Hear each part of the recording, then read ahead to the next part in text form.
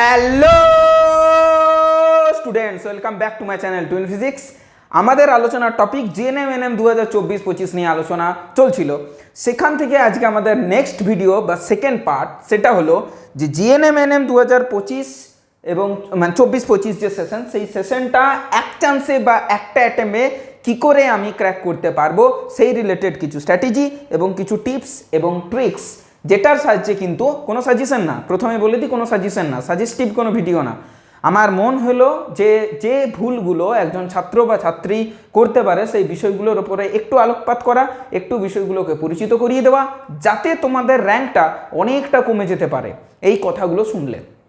তাহলে পরবর্তীকালে ভুল করার চেয়ে এখন থেকে যদি শিখে নিতে পারি তাহলে কিন্তু অনেকটাই মঙ্গল হতে পারে। ঠিক পরীক্ষা যেদিন দিতে যাবে সেদিন কিন্তু ভুল হওয়ার চেয়ে যদি তোমাদের ভুলগুলো পূর্ব নির্ধারিত থাকে, হ্যাঁ এই ভুলগুলো আমরা করতে পারি, স্যার বলেছিলেন, তাহলে কিন্তু আমরা ভুলগুলোর হাত থেকে অনেকটাই বাঁচতে পারি। তাই ভিডিওটা সম্পূর্ণ দেখতে হবে এবং ভিডিওটা বন্ধু বান্ধবীদের মধ্যে শেয়ার করতে হবে যদি এই ধরনের জিনিসগুলো তোমার বন্ধু বান্ধবীরাও করে থাকে, মানে এই কোর্সটা যদি করার ইচ্ছে থাকে বা এক্সামটা ক্র্যাক করার ইচ্ছে থাকে।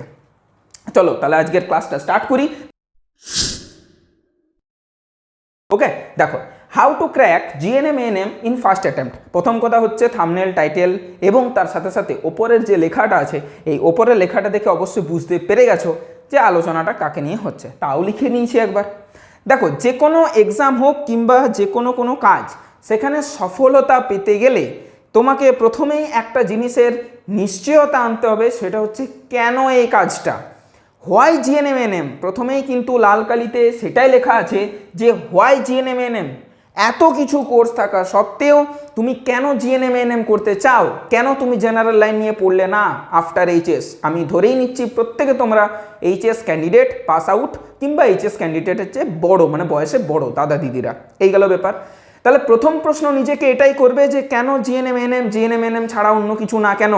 হতে পারে তোমার বাড়ির থেকে প্রেশার, সেটাও একটা রিজন হতে পারে, রিজন খুঁজো। হতে পারে বাড়ির প্রেশার, হতে পারে তোমার নার্সিং লাইনটা ভীষণ ভালো লাগে, হতে পারে তোমার ওই ইঞ্জেকশন দেওয়া, স্যালাইন দেওয়া, এই বিষয়গুলো ভীষণ ভালো লাগে, মেডিকেল লাইনটাকে ভালো লাগে, এটা হতে পারে। হতে পারে তুমি এখান থেকে প্রাপ্ত যে চাকরি, সেই চাকরিটা একটা সরকারি চাকরির জন্য তোমার ভালো লাগতে পারে, এটাও হতে পারে। হতে পারে তুমি তোমার দাদা দিদিদের দেখে ইন্সপায়ার হয়েছো, সেখান থেকেও তোমার ভালো লাগা তৈরি হয়েছে। মোট কথা কারণ যেটাই হোক না কেন সেটা তোমাকে খুঁজে বের করতে হবে।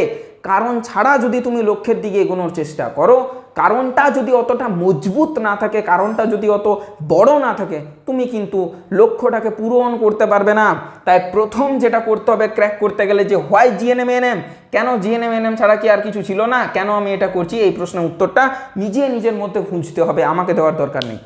নেক্সট কিছু টিপস অবশ্যই দেব, যেটার সাহায্যে তোমার র্যাঙ্কটা একটু কমবে, রেজাল্ট একটু ভালো হতে পারে। প্রথম কথা, আমরা সিলেবাস আলোচনা করেছিলাম। আচ্ছা, তার আগে একটা কথা বলি, অল অ্যাবাউট জিএনএমএনএম 24-25টাই প্রথমে বলে ফেলছি, 24-25 সেটা নিয়ে ডিটেলসে ভিডিও বানিয়েছি। জিএনএমএনএম জিনিসটা কি সেটা বুঝিয়েছি, ধীরে সুস্থিরে আরাম করে বুঝিয়েছি।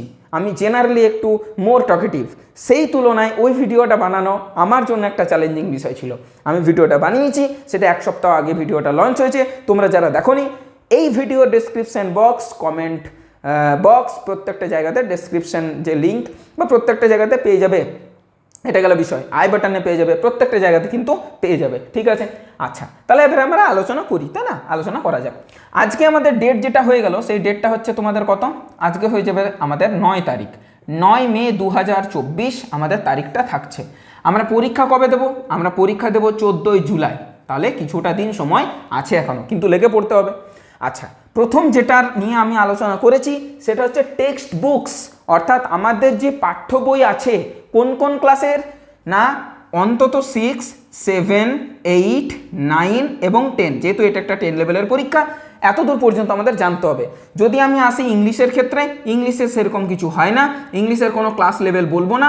ইংলিশের গ্রামার এবং ভোকাবুলারি দুটোই খুব ভালো করে পড়তে হবে। হাই লেভেলের, লো লেভেলের বলে এখানে কিছু সেইভাবে বলা যাবে না। ভোকাবুলারি, এটা হচ্ছে বিষয়, এখানে কোনো লেভেলটা ম্যাটার করছে না। এবারে অঙ্ক নিশ্চয়ই তোমাকে 11-12 অঙ্ক দেবে না, ভৌতবিজ্ঞান জীবনবিজ্ঞান নিশ্চয়ই তোমাকে 11-12 দেবে না, এটা হচ্ছে বিষয়, 10 লেভেলেই থাকে।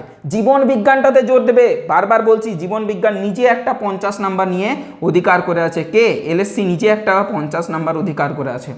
তাহলে টোটাল মার্কস হচ্ছে 115, অল অ্যাবাউট অলমোস্ট এর যদি 50% অর্ধেক দিই, 2 5 10, 1 15, 2 7 14, এটা দাঁড়াচ্ছে হলো এত নাম্বার। মোটামুটি 50% নাম্বার নিয়ে কিন্তু অধিকার করে আছে, মোটামুটি 50% নাম্বার। তাহলে জীবন বিজ্ঞানকে ভালো করে দেখতে হবে, ভৌত বিজ্ঞানকে ভালো করে দেখতে হবে, অঙ্ককে ভালো করে দেখতে হবে। ঠিক এই জায়গাগুলোতে আমাদের কিন্তু কাটছাট হয়। ইংরেজিটাও দেখতে হবে। বেশ, 1 নাম্বার। 2 নাম্বার হচ্ছে purchase book or books. If you are বড়লোকস then you may purchase book or books. যদি তুমি বড়লোক হয়ে থাকো বা তোমার যদি সামর্থ্য থেকে থাকে, মানে ইয়ার কি করলাম, ছোট করিনি, তোমার যদি সামর্থ্য থেকে থাকে তুমি যে কোনো একটা প্রকাশনীর, সাঁতরা প্রকাশনী হোক, রায়মার্টিন প্রকাশনী হোক, তপতি পাবলিশার্স হোক, যে কোনো টার্গেটের হোক, এই হোক ওই হোক, টার্গেটের হয় না, পারুল প্রকাশনীর হোক, যে কোনো প্রকাশনী, আমি জানি না এদের মানে এই লেভেলের আরও কারা কারা বই বানান আমি জানি না, জিএনএমএনএমের যেগুলো জানি সেগুলো বলে দিলাম। যেটা ইচ্ছে একটা তুলে নিতে পারো, একটু ভালো দেখে, যেখানে একটু মক টেস্ট থাকবে, একটু কিছু সেটস থাকবে, ভালো টাইপের, মানে তুমি যেখানে যে টিচারের কাছে পড়ছো, এটা যদি তুমি কোচিং নিয়েছো খুব ভালো, তাহলে তিনি হয়তো প্রোভাইড করতে পারেন, তার যদি বই থাকে নিজস্ব, বা তিনি কিছু বই গাইড করে দিতে পারেন। মোটামুটি একটা বই যদি তুমি কেনো, তাহলে তোমার কি হবে, একটা রাইট স্ট্র্যাটেজি হবে যে আচ্ছা এইভাবে তাহলে এই প্রশ্নগুলো পড়ছে, তাই না, এটা একটা ব্যাপার। বা তার সাথে সাথে আমি যোগ করে দেবো প্রিভিয়াস ইয়ার্স কোয়েশ্চেন, এটাও কিন্তু আমি যোগ করে দেবো। প্রিভিয়াস ইয়ার্স কোয়েশ্চেন যদি তুমি দেখো, তুমি কিন্তু অনেকটাই জেনে যাবে।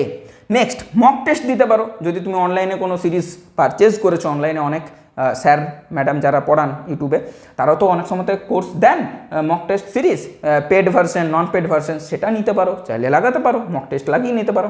সবচেয়ে ইম্পর্টেন্ট জিনিস যেটা আমি বলবো সেটা হচ্ছে less negative marking. Negative marking যত কম করবে সিলেকশনের দিকে তত তুমি এগিয়ে যাবে।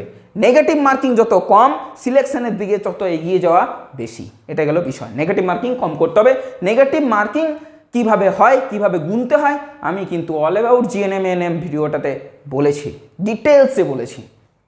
চলো, এইটা গেল বিষয়। কিন্তু তার চেয়েও যেটা বড় বিষয়, সেই তোমরা একটা কথা হয়তো শুনে থাকবে, রণভূমি মে যুদ্ধ হো উসসে পেহলে মন ভূমি মে খেলা যাতা হ্যায়। মানে এটার অর্থটা হলো যে কোনো কাজ করার জন্য হাতে কলমে বা গায়ের জোর থেকেও ইম্পর্ট্যান্ট হয় মনের জোর, কিংবা এই যে বড় করে একটা ইচ্ছে শক্তি। ইচ্ছে শক্তি যত বড় হবে তুমি কিন্তু নিজের লক্ষ্যের দিকে তত এগিয়ে যেতে পারবে। এই যে মানসিক প্রস্তুতি অনেকটা ভাইটাল, এইগুলোর চেয়েও তোমরা এইগুলো শুনতেই অ্যাকচুয়ালি বেশি পছন্দ করো, তাই এইগুলো আগে লিখলাম।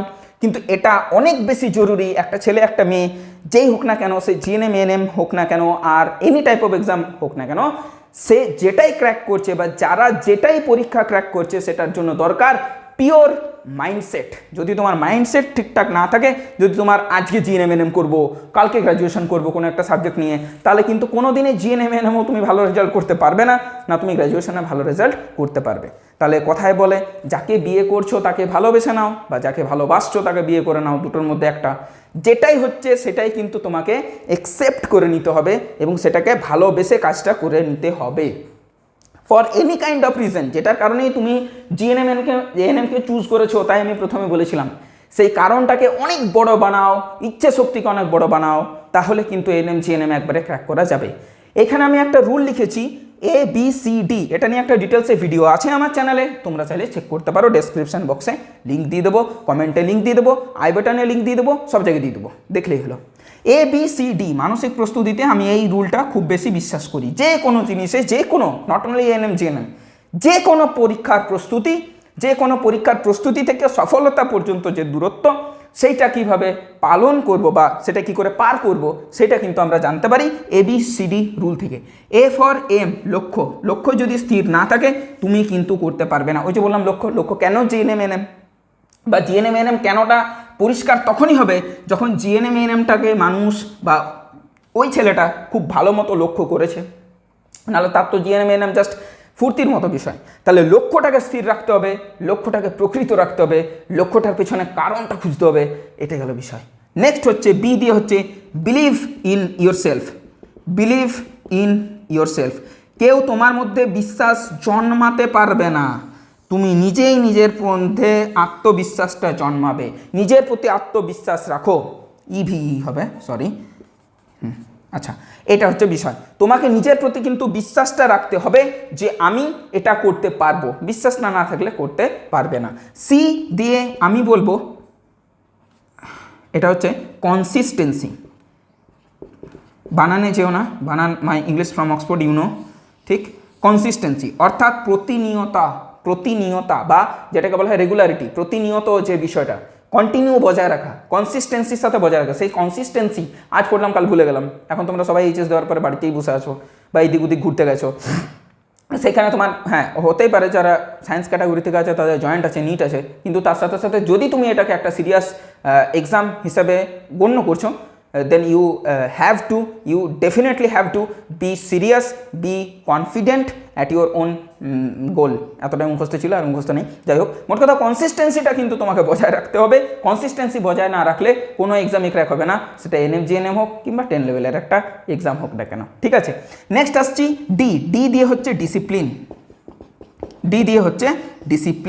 ডিসিপ্লিন বা যেটাকে বলা হয় নিয়মানুবর্তিতা, অর্থাৎ ডিসিপ্লিন তোমার যদি না থাকে, আমি এটা করি, আমি কোনো এক্সাম ক্র্যাক করার জন্য এই জিনিসগুলোকে ত্যাগ করেছি, আমি এই যে নিজের প্রতি নিজের একটা শৃঙ্খলতা, একটা নিয়ম মেনে কাজকর্ম করা, আমি এতটা থেকে এতটা পড়ি, আমি এতটা থেকে এতটা খাই, এতটা থেকে এতটা খেলতে যাই, এতটা থেকে এতটা টিভি দেখি, ফোন দেখি, যেটাই করি না কেন, এই যে ডিসিপ্লিন, এই যে একটা রুটিনেলি জিনিসটাকে ফলো করা, এটাও কিন্তু ভীষণ জরুরি। ডিসিপ্লিন যদি না থাকে, একটা ডিসিপ্লিনড ক্যান্ডিডেট বা স্টুডেন্ট অনেক বেশি সে হোক, সে মোটা বুদ্ধি সম্পন্ন হোক, কিন্তু তার যদি ওই কনসিস্টেন্সির সাথে ডিসিপ্লিন ম্যাচ হয়ে যায় না, এবং তার যদি লক্ষ্য থাকে, নিজের প্রতি একটু আত্মবিশ্বাস থাকে, সে কিন্তু কেল্লা ফতে করে দেবে। এটাই ছিল আজকের আলোচ্য বিষয়। আশা করি তোমাদের একটু হলেও বিষয়গুলো কিন্তু ক্লিয়ার লেগেছে। আচ্ছা, আরেকটা শেষ কথা, সেটা হলো জিএনএম এর প্রত্যেকটা সিরিজ আসবে সকাল 8টাতে, এবং তোমাদের বন্ধু বান্ধবের মধ্যে শেয়ার করা কিন্তু বন্ধ করলে চলবে না বা কমালো চলবে না। এটাই তোমাদের কাছ থেকে আমার আশা, বা এটাই তোমাদের কাছ থেকে আমি চাইছি। ওভারঅল এইটাই ছিল আমার অ্যাডভাইস, এটাই ছিল আমার স্ট্র্যাটেজি। এইভাবে কিন্তু পড়াশোনা করলে প্রথমবারে এএনএম জিএনএম কেন, যে কোনো এক্সাম খুব ভালোভাবে ক্র্যাক করা যেতেই পারে। কারণ মানুষই তো পাচ্ছে, তোমার আমার মতো মানুষই তো পাচ্ছে। অন্য কেউ পারছে কি? অন্য গ্রহ থেকে, মঙ্গল গ্রহ, চাঁদ থেকে তো কোনো মানুষ আসছে না। এখানকার মানুষই ক্র্যাক করছে, এবং তুমি আমি আমাদের মতো মানুষ ক্র্যাক করছে, অন্য কিছু না। দেখা হবে নেক্সট ভিডিওতে। ভালো থাকো, সুস্থ থাকো, প্রিপারেশন চালিয়ে যাও এএনএম জিএনএম 2024 বা 2025। আমি এই জন্য বলছি 24-25 সেশন এই জন্য বলছি, কারণ ভর্তি হতে হতে বা ক্লাস শুরু হতে হতে 25 ছুঁয়ে যায়, যাই হোক, বা এক্সাম হতে হতে 25 ছুঁয়ে যায় ফার্স্ট সেমিস্টারে। যাই হোক, দেখা হবে নেক্সট ভিডিওতে, যেখানে আমরা জিএনএম এএনএম রিলেটেড আরও কিছু মোস্ট ভাইটাল জিনিসের ওপরে কথা বলবো। Till then, take care, by.